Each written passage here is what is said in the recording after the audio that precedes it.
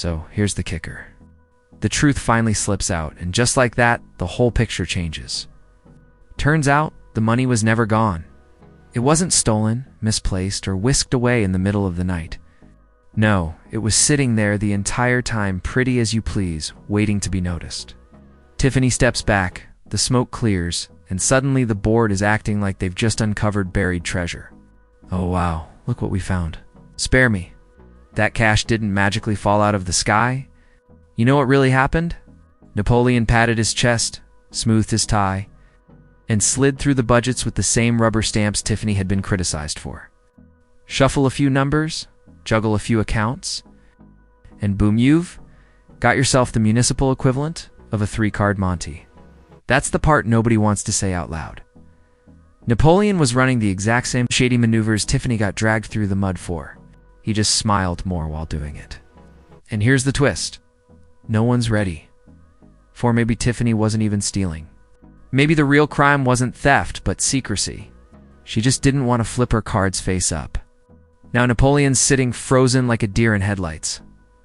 Wait, hold on. Does this mean she might not have done anything? Yeah. Welcome to Transparency 101, my guy. And Napoleon, let's cut the nonsense while we're at it. If you're going to brand yourself as Mr. Transparent, start with honesty.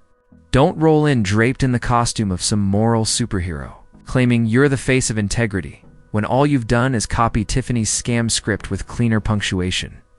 Talking about being open or accountable doesn't mean a thing. You're still pulling the same strings behind the curtain. The only thing translucent in Thornton right now is your oversized ego. You're not breaking cycles, you're remixing Tiffany's greatest hits. So stop acting like you're writing a new chapter when you're clearly tracing her playbook line for line. Yo, before we keep rolling, smash that like button, hit subscribe, drop your thoughts in the comments, because trust me, this ride is only warming up. Now, about that Thornton Township meeting. Folks said the board sounded defensive, but come on, that's basically their permanent setting.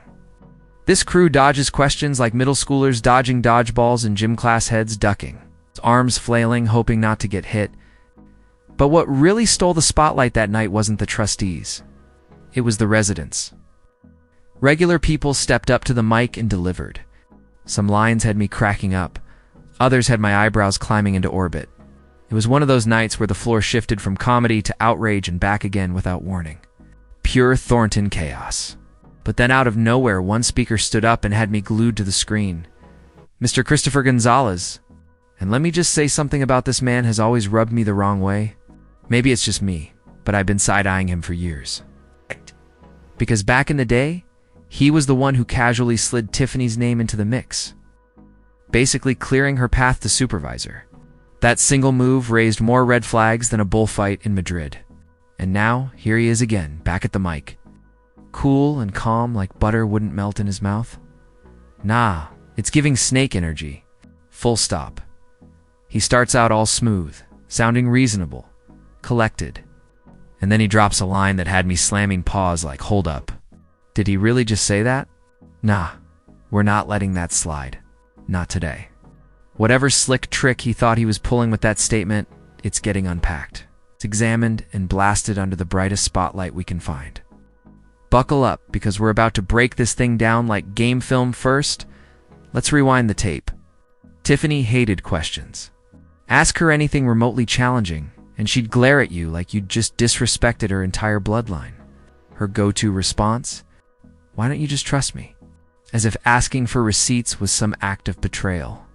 And then there was her hiring policy, filling the office with people who had records. She spun it as second chances. But let's be real. When your whole staff is ex-cons, that's not Grace's strategy. Build an echo chamber of people too scared to clap back, and suddenly, you're untouchable.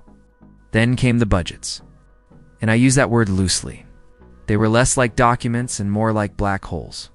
Tiffany wanted the board to rubber stamp paperwork we never even saw. For all we knew, she was just writing Tiffany checks to Tiffany. No receipts. No transparency. Nothing but vibes. And now, here's the spin. The chaos wasn't theft. It was secrecy. Nobody knew the numbers. Nobody saw the spending. But the second Tiffany's out, boom!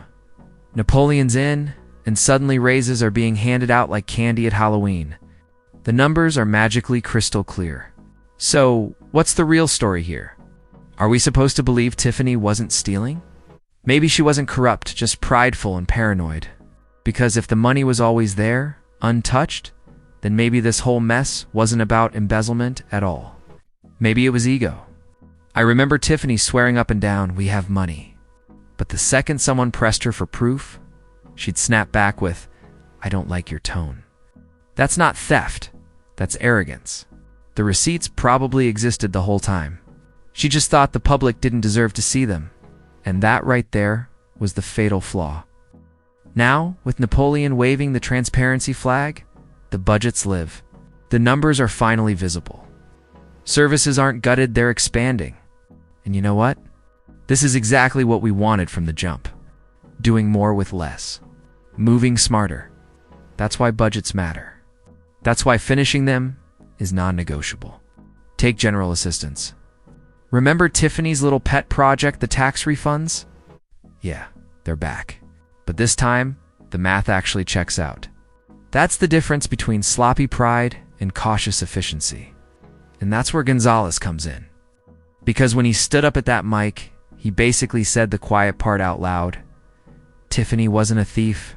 She was just impossible to work with. And if that's true, if the real downfall wasn't corruption but ego, then the story of Dalton and Thornton isn't about missing money. It's about leadership poisoned by paranoia. And maybe, just maybe, that's the harshest indictment of a land, honestly. That tracks. Tiffany's biggest downfall was never outright corruption, it was pride. She treated questions like insults and ran her whole administration on ego fumes. When she locked the budget down like it was Fort Knox, people naturally assumed the worst. Even if she wasn't dirty, she created smoke. And when there's smoke, folks assume fire. But here's the kicker, you can still spin it. Push that so-called book. Milk your fairy tale. Let's keep it real. It's not a book. No chapters, no ISBN, just a glossy Vistaprint pamphlet with a staple down the middle. But hey, you can run with it. Play the martyr. Claim you were punished unfairly. Go on tour if you want. And you know what? On this Gonzalez situation, I'll even co-sign you for once. The math actually lines up. Meanwhile, Gonzalez, do us all a favor and cut the mic. You're burying yourself in real time. The crowd side-eyeing like, please stop, and you just keep yapping. You think you sound wise, but you sound like a bootleg TED Talk back in the day. People pitched projects like, let's do tax refunds. My first question was always the same. Where's the math? Who benefits? What's the plan back then? Crickets. Now, we've finally got receipts, and that's the difference between smoke and progress. That's how you move forward, not just trustee to trustee, but board to residents. Picture Napoleon sitting there, eyes wide, suddenly realizing, wait, so Tiffany wasn't stealing? She just hoarded the receipts. And now he's sweating bullets, thinking, if she got roasted that hard for being secretive, what's going to happen to me when I slip up? Lesson time, Napoleon. Transparency. Be so clear, we can see your childhood trauma through your paperwork. Be a window pane, not a cinder block. At the end of the day, it all circles back to one thing: communication. Not just among trustees, but with the people. And finally, after 63 long days, that's actually happening. Think of it like dating. You learn habits, you adjust, you grow. Unless, of course, you're out here thirsting over Napoleon, who, by the way, is married. This ain't Christian mingle, relax. But hey, progress is progress. Residents are finally included. People are in the loop. And then comes the comedy. Somebody says, don't worry, I'm actually going to do my job now. Sir, did you just admit you've been cashing checks for speeches and selfies, and now you want applause because you opened your laptop? Please, Chris, what you think you're saying ain't what the crowd is hearing. That sad little clap at the end, that wasn't support. That was pity. Like, let me clap once before he cries. If it were your kid on stage or somebody needing a ride home, fine. If it were your kid on stage or somebody needing a ride home, fine. But genuine applause? Absolutely not. Don't get it twisted. Still, credit where it's due. Shout out to the supervisor, the board, and especially the residents. Y'all kept pressing with the uncomfortable questions. No more trust me, bro. Budgets. No more smoke and mirrors. Finally, people are in the room where it happens. That's the game. That's the tweet. But Chris, let me give you some friendly advice. Next time you feel the urge to grab the mic, resist. The last time you had a bright idea, Tiffany became supervisor. And we've been living in a circus ever since. This isn't redemption. It's opportunism in a cheap disguise. Seeing Marvin up there? Wrong vibe. Like she clicked the wrong Zoom link and just stayed. But back to Crispy, because all he really confirmed was what most already suspected. Tiffany wasn't stealing. She was hoarding the budget like Grandma's secret recipe. Once she left, y'all cracked open the books. And guess what? The numbers were fine. No missing millions. Just Tiffany being Tiffany, stubborn, paranoid, allergic to accountability. So let's clear the record. If she wasn't a thief, say it loud. If that's false, correct it. Because the streets didn't call her bossy. They called her a crook. Don't let that lie breathe. Yes, she spins stories. She sells narratives better than a carnival barker. But lying isn't stealing. Y'all blurred the line, and now it needs straightening. Truth is, Tiffany could walk back in tomorrow and own this moment if she wanted. She took more hits than most, and still kept moving. Built Ford tough, no cap. Unlike a certain someone parading with a walker and crying wolf every 5 minutes. Ma'am, please. You threw shade for years, then screamed harassment when folks questioned your mystery illness. Sit down. We won't name names you. Love your anonymity, but Jedi knows. We all know the math ain't matting. Receipts don't lie. Papers don't cry. Facts matter. Anyway, behave or don't. I'm not policing your chaos. Just remember, Mama still loves you. Always. Always.